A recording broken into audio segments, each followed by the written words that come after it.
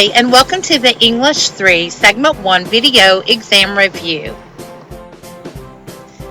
Today we are going to be going over some tips to help you with your Semester 1 exam review, and we will start with some FAQs or frequently asked questions. Is your exam timed? The answer to that is no, but I would set aside an hour to 2 hours to take your exam when you know that you will not be rushed. What happens if you click out of your exam onto another website? You will be locked out of the exam and will have to call your teacher for a reset. And keep in mind that resets are limited, so don't open any other websites while you're taking the exam. What happens if I lose power, or my internet cuts off, or my computer freezes, or any other technical type problems? Again, you will probably be locked out of the exam and you will have to call your teacher for a reset. Can you have your exam reset as many times as you want? No. Quick short answer to that is no. Exam resets are limited to 2, so please make sure that it's not storming, that you have a good internet connection, that you have battery power to your laptop, and that you have an hour to 2 hours to sit down and take the test. Can you skip questions on your exam? No. Please be sure that you answer all of your questions and then go back and double check and make sure you have an answer for each question before you submit your exam. So what happens if you fail your exam? If that happens, you will get in touch with your teacher and they will go over with you what you need to do to review for a retake and have your exam reset. And to finish up our FAQs, we'll talk about exam format. If you are taking the regular exam, you will have approximately 35 multiple choice questions and 1 to 2 short answer questions. If you're taking the honors exam, again, you'll have approximately 35 multiple choice questions, 3 to 5 short answer questions with 5 to 7 sentence answers each. Make sure that you have a dictionary handy when you sit down to take your exam. There are several questions that ask about word meanings or ask you to identify words that have a similar meaning to a bolded word, or what's the best replacement for the word in the sentence. So it is super handy to have a dictionary with you when you take the exam. Obviously, a physical dictionary is best. You can also have one on your phone or pulled up on a second computer. Remember, you do not want to be clicking around when you are taking your exam onto other websites. Let's begin our review with denotation and connotation that you learned about in Module 1, Lesson 103 and 104. Denotation is the literal meaning of a word. It's that dictionary definition. Connotation is the emotional and imaginative association surrounding a word. It's the idea that the word implies based on the way the word is used in the sentence. If you look at the cartoon below, you will see the different examples of the way the word home and house are used in a sentence and how the meanings of the word change based on the context of the word in the sentence. House is that literal definition. It's denotative. It is the dictionary definition of where you live. A home has a different meaning based on context. It's the place where you live, but it's where your family is. It's the place you think of when you think of the word home. Remember that words can have a positive or negative connotation depending on the way the word is used in the sentence. Words such as smart, aroma, or curious have a positive connotation, where words with the same meaning such as brainy, stench, or nosy would have a negative connotation. Make sure you pay attention to the connotation of the word if you have a question that asks about positive or negative connotation. In Module 2, Lesson 203 and 204, you learned about rhetorical or persuasive appeals, ethos, pathos, and logos. Remember that ethos establishes credibility. It is professional or expert opinions and can be things like celebrity endorsements or something from someone who is in authority, such as a president. Pathos is an emotional appeal. It includes strong images or language, and it can evoke negative or positive feelings. Logos is that logical, useful information. It's facts and numbers and statistics, or the benefits of use. In Module 2, Lesson 2.08, you also learned about formal versus informal tone. Remember that writing with a formal tone uses correct grammar and punctuation, proper spelling, it avoids contractions, It avoids slang words. It has a more complex sentence structure and uses longer words. Writing with an informal tone has less of a focus on proper grammar. It does use contractions and abbreviations. It may use slang and casual expressions, and it sounds like everyday conversations and sometimes usually has shorter words.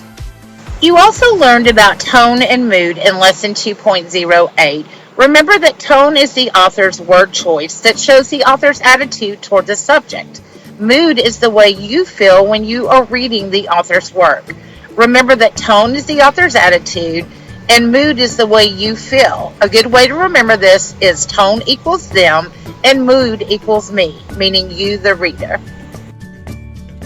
You will see several questions on your exam about the writing process, so it's super important that you know it.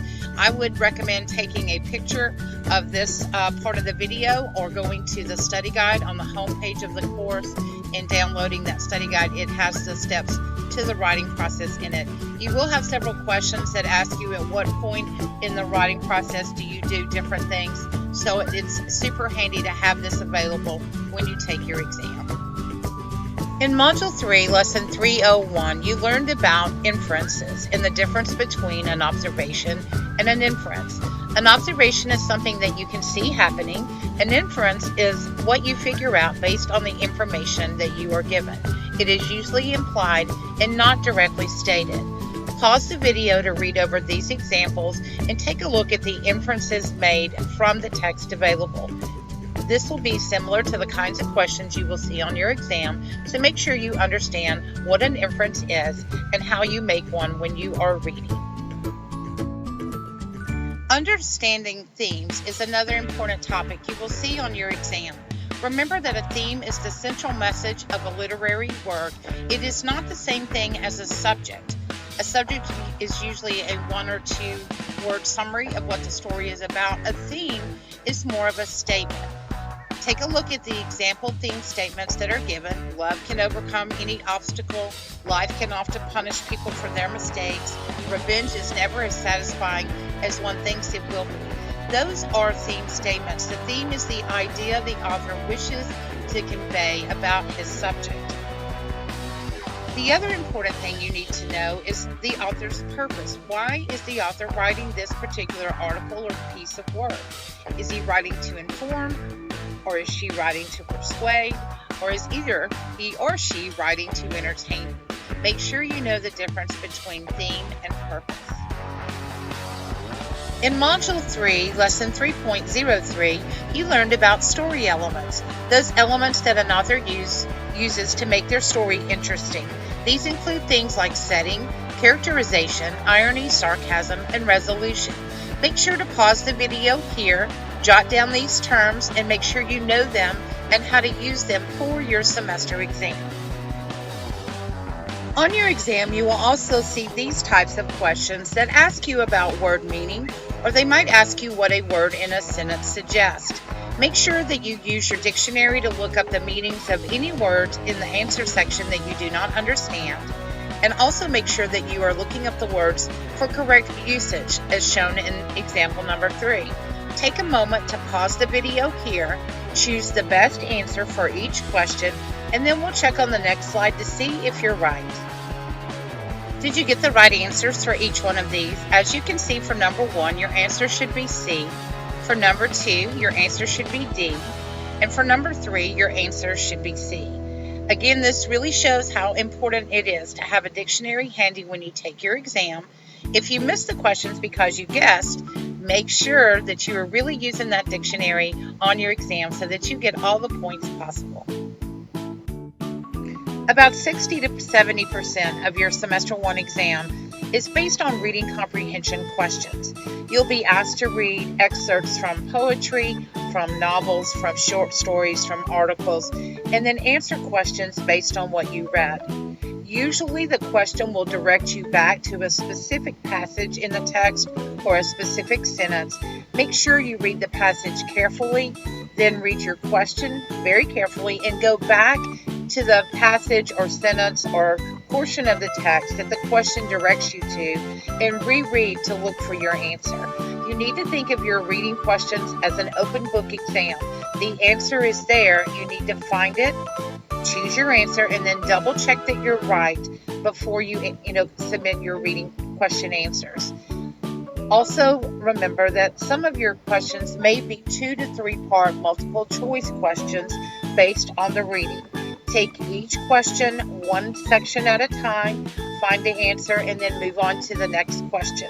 Remember that on the 2 and 3 part multiple choice questions, your answers do need to be in alphabetical order, so double check that again before you submit your exam for grading.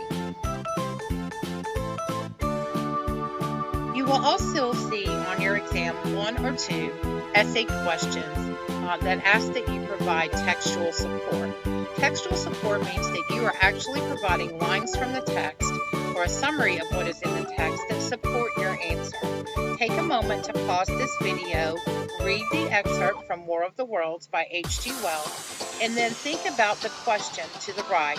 Why does Wells believe that humans have no right to judge the Martians for their behavior? Look at the text that is given and find those specific reasons that would answer the question.